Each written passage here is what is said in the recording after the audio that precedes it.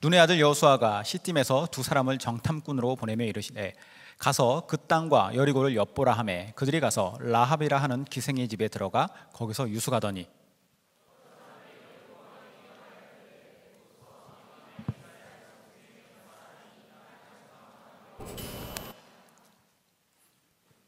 여리고 왕이 라합에게 사람을 보내어 이르되 내게로 와서 내 집에 들어간 그 사람들을 끌어내라. 그들은 이 온 땅을 정탐하러 왔느니라.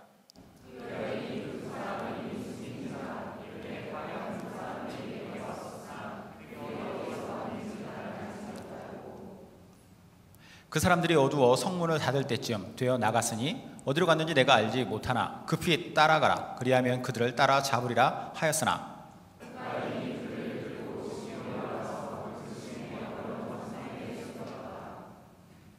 그 사람들은 요단 나루터까지 그들을 쫓아갔고 그들을 뒤쫓는 자들이 나가자 곧 성문을 닫았더라.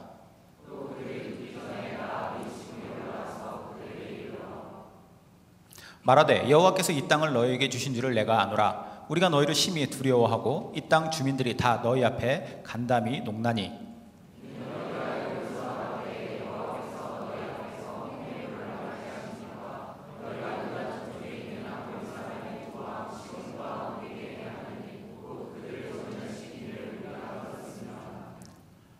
우리가 듣자 곧 마음이 녹았고 너희로 말미암아 사람이 정신을 잃었나니 너희의 하나님 여호와는 위로는 하늘에서도 아래로는 땅에서도 하나님이시니라.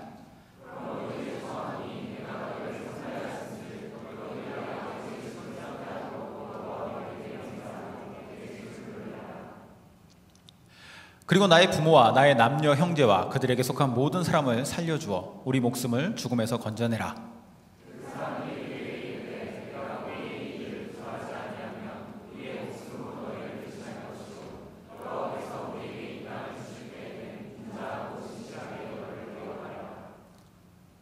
라합이 그들을 창문에서 줄로 달아내리니 그의 집이 성벽 위에 있으므로 그가 성벽 위에 거주하였음이니라.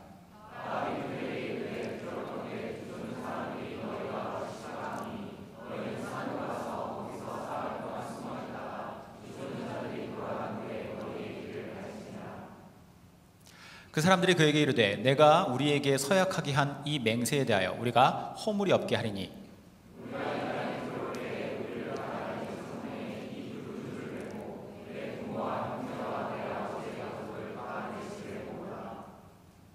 누구든지 내 집 문을 나가서 거리로 가면 그의 피가 그의 머리로 돌아갈 것이요 우리는 허물이 없으리라. 그러나 누구든지 너와 함께 있는 집에 있는 자에게 손을 대면 그의 피는 우리의 머리로 돌아오려니와.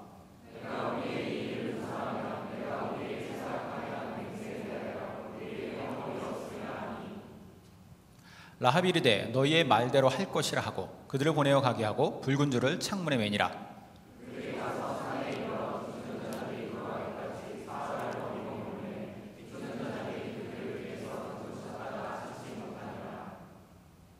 그 두 사람이 돌이켜 산에서 내려와 강을 건너 눈의 아들 여호수아에게 나아가서 그들이 겪은 모든 일을 고하고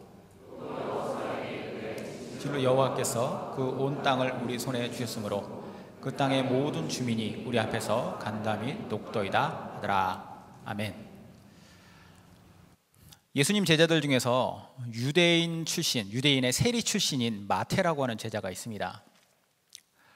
신약성경의 첫 복음서 4개를 사복음서라고 그러는데 그 사복음서 중에서 마태복음을 마태가 기록했고요. 그리고 누가복음을 누가가 기록했습니다.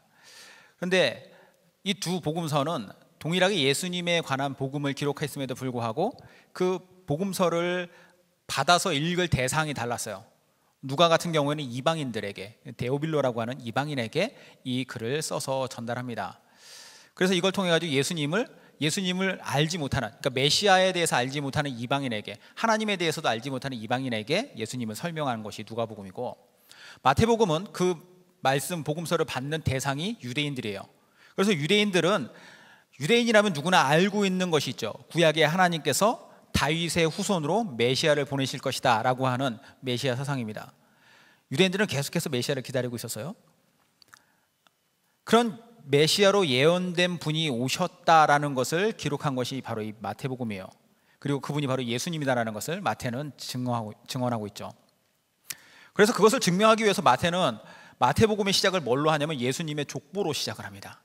예수님의 정통성을 이야기하죠. 그래서 마태복음 1장 1절에 아브라함과 다윗의 자손 예수 그리스도의 계보라.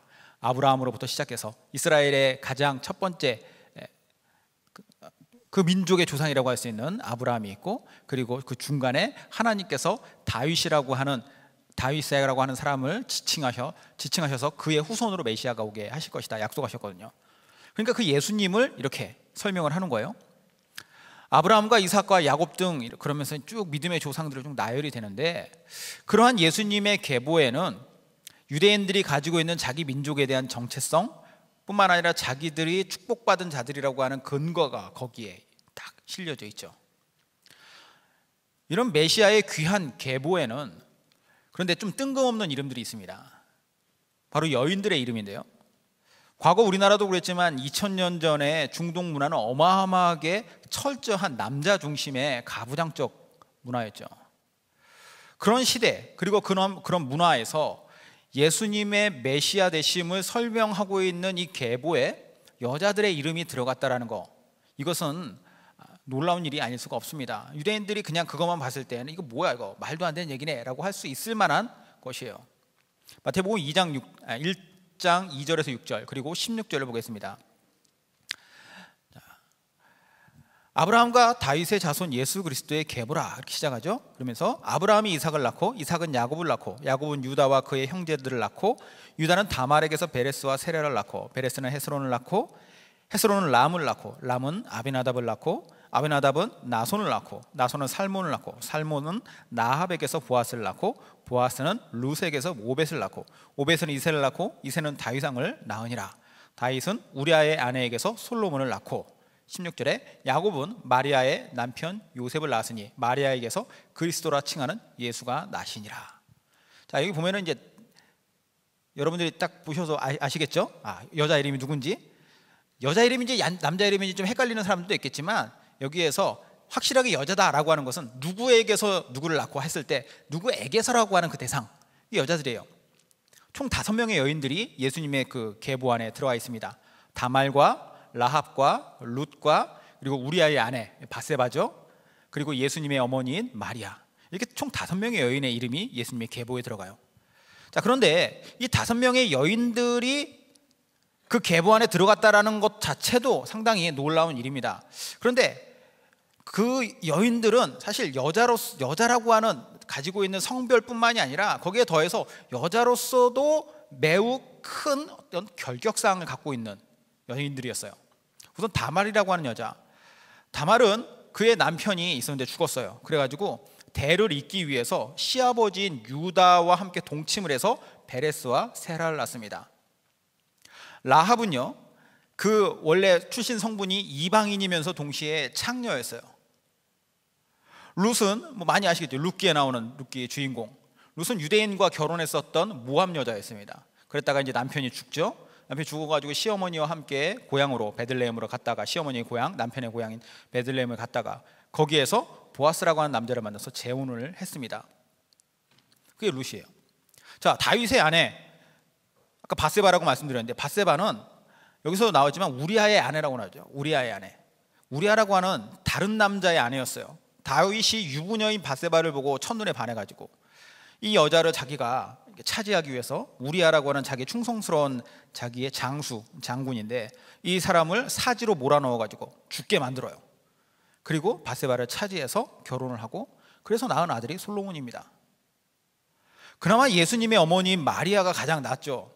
하지만 마리아라고 하는 여인도요, 우리가 기록된 이 성경, 신약 성경을 다 보고 알고 있기 때문에 그 마리아라고 하는 여자가 동정녀인 걸 알죠.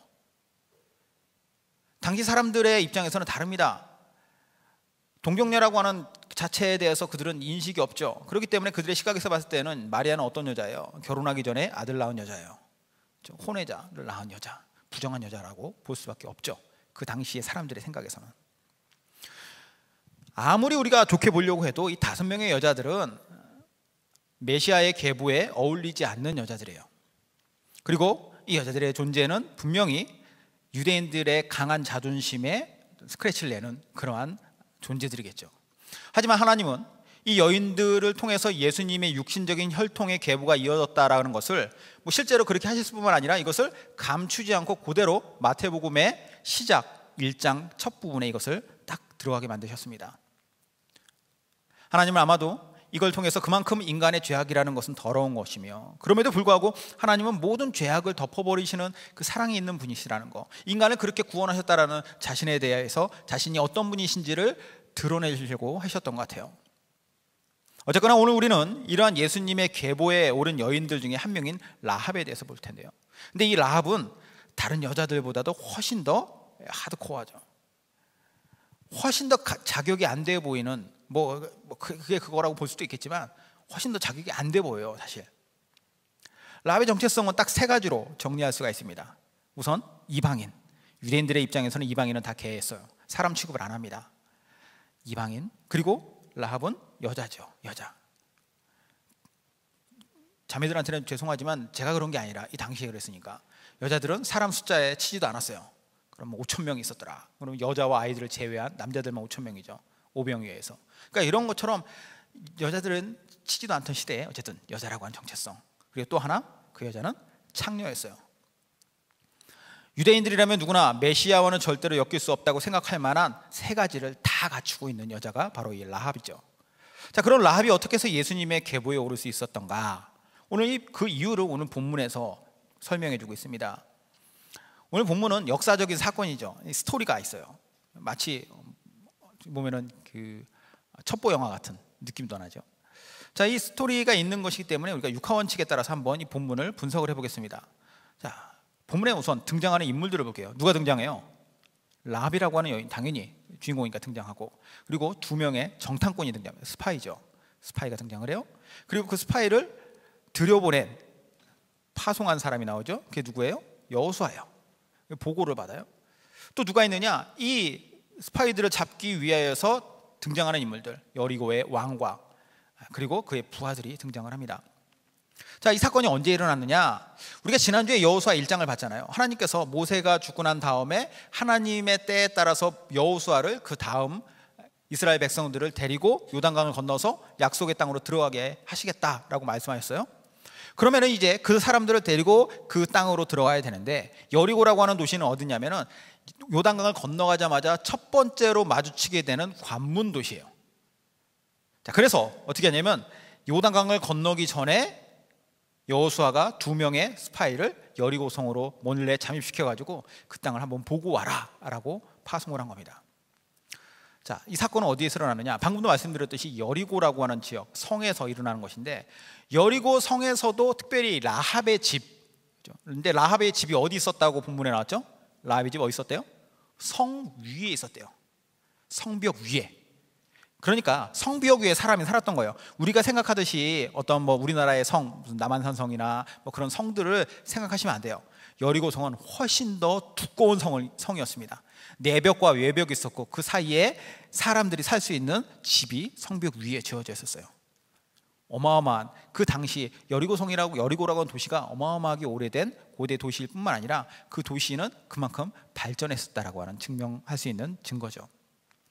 자, 본문에서 이 특별히 정탐꾼들이 무엇을 하려고 했었던가? 아까도 말씀드렸지만 여호수아에 의해서 파송이 되었어요. 그리고 거기에 잠입해 들어가서 그 상황을 정탐하고 정보들을 빼내려고 하는 것이에요. 그럼 그들이 어떻게 되었느냐? 어떻게? 몰래 여리고에 들어갔고, 근데 이 정탐꾼이 파송되었다라고 하는 첩보가 여리고 성의 왕이 귀에 들어가요. 왕이라고는 하지만 왕이 아니라, 왕이라기보다는 성주죠, 성주. 그래서 이 사람은 라합이라고 하는 집에 숨어들었다라고 하는 첩보를 입수해서 그 집으로 찾아가는 거예요. 내놔라 라는 거죠. 라합은 그 정탐꾼을 숨겨줍니다. 마지막으로, 그럼 왜라고 하는 질문이 나와요.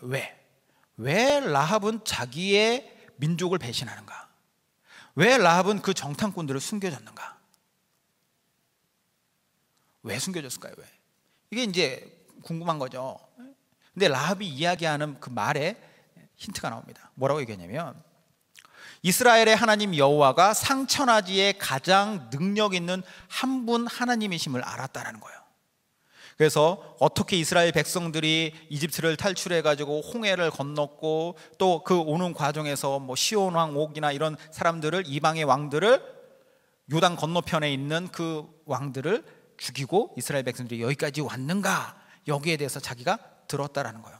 그래서 그녀는 자기가 하나님을 선택했다라고 여기서 이야기를 합니다. 본문의 내용을 잘 이해하시겠죠?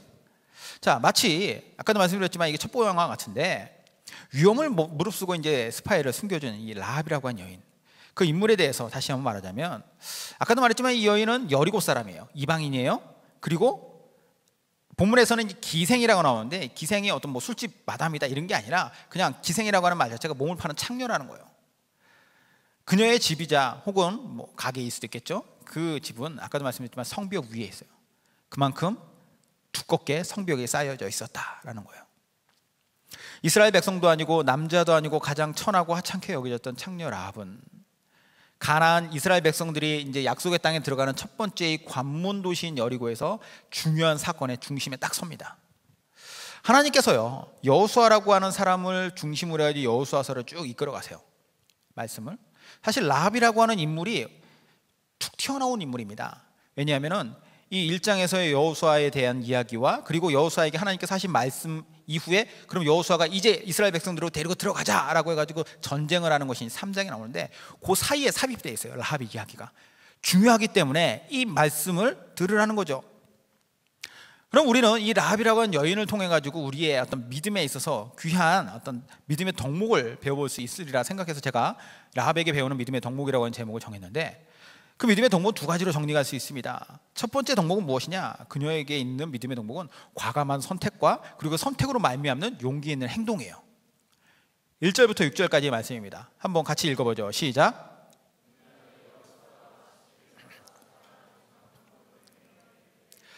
그 땅과 여리고를 엿보라 하매 그들이 가서 라합이라 하는 기생의 집에 들어가 거기서 유수가더니 어떤 사람이 여리고 왕에게 말하여 이르되 보소서 이 밤에 이스라엘 자손 중에 몇 사람이 이 땅을 정탐하러 이리로 들어왔나이다. 여리고 왕이 라합에게 사람을 보내어 이르되 내게로 와서 내 집에 들어간 이 사람들을 끌어내라. 그들은 이 온 땅을 정탐하러 왔느니라. 그 여인이 그 두 사람을 이미 숨긴지라. 이르되 과연 그 사람들이 내게 왔었으나 그들이 어디에서 왔는지 나는 알지 못하였고 그 사람들이 어두워 성문을 닫을 때쯤 되어 나갔으니 어디로 갔는지 내가 알지 못하나 급히 따라가라. 그리하면 그들을 따라 잡으리라 하였으나 그가 이미 그들을 이끌고 지붕에 올라가서 그 지붕에 버려놓은 3대 숨겼더라. 사실 저는 그 여인이, 라합이라고 하는 여인이 과감하게 선택했고 그리고 용기 있게 행동했다, 이것을 따로 보려고 했는데 사실 따로 보기엔 좀 애매하더라고요. 같이 보는 거, 하나로 보는 게 맞는 것 같아요. 이 두 개는 밀접하게 붙어 있습니다. 그 여인이 선택하고 그 선택으로 말미암는 행동. 이스라엘은 여리고 입장에서는 적국이에요. 그리고 라합도 지금 이스라엘 백성들이 250만 정도 되는 그 수많은 이스라엘 백성들이 광야를 40년 동안 광야에서 생활을 하다가 이제 우리의 코앞 저 강 건너까지 왔다라고 하는 이야기를, 그 소문을 들었을 겁니다. 또 이게 들을 수밖에 없었던 이유가 있어요. 왜 그러냐면 여리고는 관문 도시라고 그랬잖아요. 이스라엘 그 안쪽 요단 서편인 이스라엘 그 지대의 사람들은 여리고를 통해 가지고 밖으로 나가고 안으로 들어왔습니다. 그쪽으로 많은 사람들이 교역을 했고 많은 사람들이 왕래가 있었어요. 그러면 건너편에 있는 소식을 당연히 여리고에 있는 사람들은 많이 들었을 거라는 거죠. 다른 어떤 지역보다 더 많이 들었을 거예요. 거기에 대한 정보가. 자, 이것을 듣고 그 사람들이 온다라고 하는 이야기를 들었는데 왜 적국의 스파이를 숨겨주었는가? 하나님에 대해서 알고 있었다라고 얘기하지만 라합이 하나님에 대해서 알아야 얼마나 알까요? 라합에게 성경 말씀이 전해진 적이 있었나요? 그 여인이 뭐 어디서 따로 성경 공부를 한 적이 있었을까요? 어디서 무슨 설교를 들어본 적이나 혹은 어떤 유대인들을 만나가지고 그 여인이 교제를 해본 적도 없었을 거예요. 그럼에도 불구하고 이 이방 여인은 하나님에 대한 믿음이 있었다라는 거예요. 신기한 일이죠. 출애굽 이후에 40년 동안 이스라엘 백성들이 하나님과 동행했음에도 불구하고 이스라엘 백성들도 하나님에 대해서 몰랐어요. 그 사람들도 때때로 너무 자주 그랬지만 하나님에 대해서 신뢰하지 못하고 조금 위기가 닥치면 우리 죽겠다, 왜 데리고 나왔느냐, 하나님 못 믿겠다라는 거죠. 그랬던 사람들인데 이방 여인인 이 라합은 어떻게 하나님을 안다라고 얘기하고 믿는다라고 고백하고 또 그 믿음에 자기의 목숨을 걸 수 있냐라는 거예요. 그 두 사람 중에 뭐 상상해 보면 어떤 사람은 그 두 사람 중에 누구랑 사랑에 빠졌다 이러면 좀 약간 멜로가 되는데, 그게 아니라 여인은 이 소문만으로도 하나님과 그 이스라엘 백성들을 과감하게 선택을 합니다. 그리고 이 과감한 선택 때문에 자기 목숨을 거기에다가 내어놓고 두 명의 스파이를 숨겨주는 용기 있는 행동을 해요. 다시 한번 정리하자면 라합은 자기가 들은 하나님과 그 백성에 관한 소식을 진실로 받아들여요. 그리고 이것을 용기 있게 자기의 삶에 적용을 시킵니다. 이 진실에 내 삶을 맡기겠다. 신약의 야고보라고 하는 사도가 야고보서를 기록을 했는데, 야고보서에 보면은 이런 말씀이 나옵니다. 2장 21절부터 25절까지. 우리 조상 아브라함이 그 아들 이삭을 제단에 바칠 때 행함으로 의롭다 하심을 받은 것이 아니냐. 내가 보거니와 믿음이 그의 행함과 함께 일하고 행함으로 믿음이 온전하게 되었느니라. 이에 성경에 이른바 아브라함이 하나님을 믿으니 이것을 의로 여기셨다는 말씀이 이루어졌고 그는 하나님의 벗이라 칭함을 받았나니 이로 보건대 사람이 행함으로 의롭다 하심을 받고 믿음으로만은 아니니라. 또 이와 같이 기생 라합이 사자들을 접대하여 다른 길로 나아갈 때에 행함으로 의롭다 하심을 받은 것이 아니냐. 자, 라합에 대해서 야고보 사도가 기록하고 있는 것은 뭐냐면 이스라엘의 위대한 믿음의 조상인 아브라함의 믿음과 그리고 그 선택과 그 행동을 이방인 창녀인 라합의 믿음과 선택과 행동과 같은 선상에서 보는 거예요. 하나님의 뜻과 말씀을 듣기로 내가 선택하고 그것을 용기 있게 내가 행함으로써 그 믿음은 인정받았다라는 것이죠. 우리가 예수님을 믿는다고 할 때요, 이게 결코 말로만 믿는 것이 되면 안 돼요. 우리의 믿음에는 과감한 선택이 있어야 되고요, 결단이 있어야 되고요, 그리고 용기를 가지고 그 결단한 바를 실천으로 옮겨야 돼요. 이런 걸 하나도 없이 말로만 나는 잘 믿어요, 내 믿음은 절대 흔들리지 않아요, 나는 스스로 내 의지나 내 모든 것들을 다 생각해 볼 때 나는 충분히 그럴 만한 사람이에요. 어느 누가 그것을 온전한 믿음으로 지킬 수 있겠습니까? 말은 누구나 할 수 있죠. 하지만 그 말, 즉 입에서 고백된 신앙의 고백을 실천하는 것은 누구나 할 수 있는 게 아니에요. 오직 진정한 믿음, 그 믿음이 무엇인지를 알고 그 믿음의 대상이 누구인지, 하나님이신지, 그 하나님에 대해서 내가 얼마나 그 하나님에 대한 신뢰를 갖고 그 하나님의 내 인생을 내어 맡길 수 있느냐, 여기에 달려있는 것이죠. 저는 말만 하는 믿음을 마치 불량한 정치인 같은 믿음이라고 생각을 해요. 지켜지지 않아도 일단 공약으로 질러요. 상황이 불리하면 발을 빼요. 그런 불량한 정치인들 많죠. 그들만 욕할 게 아니에요. 과감하게 용기 있게 하나님을 선택하고 행동하지 않고 입만 살아서 나불거리는 믿음도 마찬가지로 불량한 믿음이며 불량한 신자죠. 배워야 돼요. 라합에게. 비록 이방인이고 아무것도 모르고 자기의 삶은 이제까지 더럽고 추한 삶이었지만 그 여인은 적어도 하나님께 이 믿음과 그리고 그 믿음으로 말미암는 행위로서의 자기의 삶을, 자기의 믿음을 증명합니다. 방금 본 야고보서 2장에서 이 아브라함과 라합의 행동하는 믿음에 대해서 언급하기 전 바로 앞에 2장 18절에 이런 말씀이 나오죠. 어떤 사람은 말하기를 너는 믿음이 있고 나는 행함이 있으니 행함이 없는 내 믿음을 내게 보이라. 나는 행함으로 내 믿음을 내게 보이리라 하리라. 믿음은 행위와 연결이 돼요. 우리가 예수를 믿는다라고 한다면 그에 합당한 행위가 나오는 것이죠. 그 합당한 행위에서 저는 가장 중요한 거, 가장 기초적이면서도 가장 중요한 것이 예배라고 생각을 해요. 하나님 앞에 우리가 예배 드리는 데 있어서 내 신앙의 고백이 그 예배에 녹아져 있지 않다, 내가 내 삶에서 예배에 우선순위를 주고 있지 않다, 그러면 그 신앙 자체, 이게 제대로 된 신앙인가를 다시 한번 봐야 돼요. 하나님 앞에서의 내 삶이 정리정돈이 안 돼 있는 것이고 믿음이라는 것이 무엇인지를 아직 잘 모르는 거죠. 자기가 가진 믿음을 바탕으로 실제로 행동하는 것이 그만큼 하나님 앞에 중요하다는 거예요. 특별히 라합이 과감한 선택과 용기 있는 행동을 한 것이, 우리는 이런 생각도 할 수 있어요. 그래, 그럴지도 몰라라고 하는 어떤 도박하는 마음으로 걸었다. 도박하는 마음으로 그 여인이 한번 이 두 사람을 한번 신뢰해보고 이 두 사람 한번 숨겨줘 보리라, 믿져야 본전이지, 이렇게 생각할 수도 있는데 그것이 절대로 아니다라는 것이 또 우리 본문을 통해서 잘 본문을 분석해보면 나옵니다. 두 가지 이유에서 그런데요. 첫 번째는 라합은 자기를 둘러싸고 있는 강한 세력을 거슬렀어요.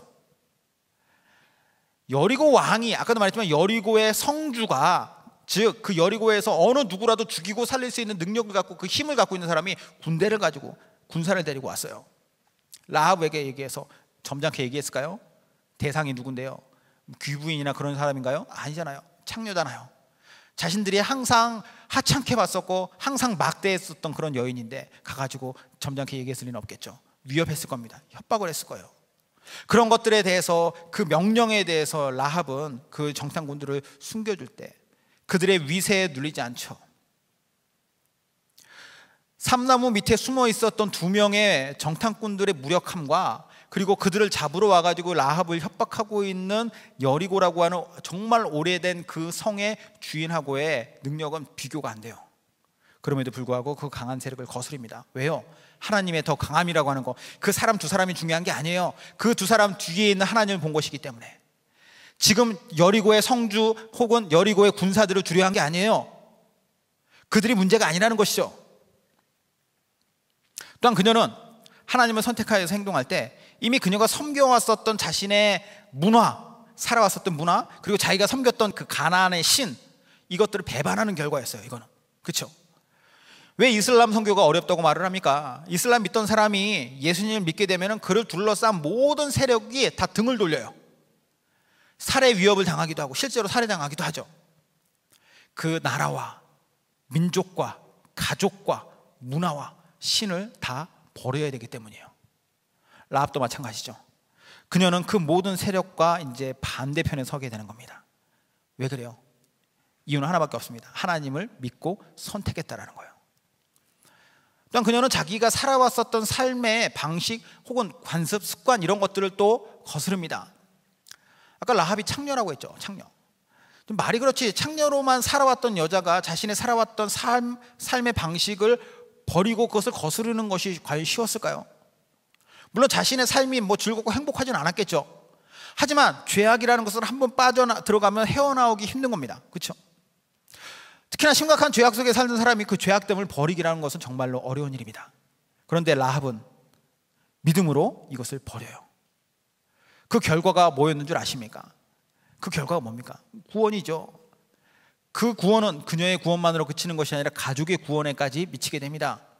그런데 그녀의 모습을 한 걸음 더 뒤에서 물러나서 보면 더 큰 그림이 보여요. 당장 하나님을 선택함으로 말미암아서 자신의 삶의 방식들을 버리고 하나님을 선택했을 때 내가 구원받았다라고 하는 그곳에서 끝나는 것이 아니었다라는 거예요. 그녀와 가족이 구원받고 뿐만 아니라 그녀는 어떻게 됩니까? 어떻게 돼요? 예수 그리스도의 계보에 올라가요. 아까 봤던 마태복음 1장 5절 6절. 살몬은 라합에게서 보아스를 낳고 보아스는 롯에게서 오벳을 낳고 오벳은 이새를 낳고 이새는 다윗 왕을 낳았느니라. 다윗은 우리아의 아내에게서 솔로몬을 낳고, 이렇게 쭉 이어지죠. 자, 살몬의 아내, 그러니까 살몬이라고 하는 사람하고 이 여자가 결혼을 한 거예요. 라합이. 근데 그녀의 아들이 누구예요? 보아스래요. 보아스는 룻기에서 유력한 자, 사람들에게 존경받았던 자, 그리고 룻이라고 하는 여인의, 그리고 룻의 시어머니인 나오미의 두 여인의 인생을 새롭게 바꿀 수 있었던 사람입니다. 그리고 그 바꾼 삶은 이제 그의 아들의 아들로 흘러가요. 보아스의 중손자가 누굽니까? 다윗이에요. 하나님을 선택하고 실천해낸 라합은 다윗의 고조 할머니가 됩니다. 창녀가 이스라엘의 가장 위대한 왕의 고조 할머니가 돼요. 다윗뿐만이 아니죠. 다윗의 계보로 예수님이 오시죠. 몇 대조인지 한참 밑에 나오겠지만 예수님이 그 육신적인 혈통을 따라서 나온 겁니다. 뭐가 강하게 느껴지십니까?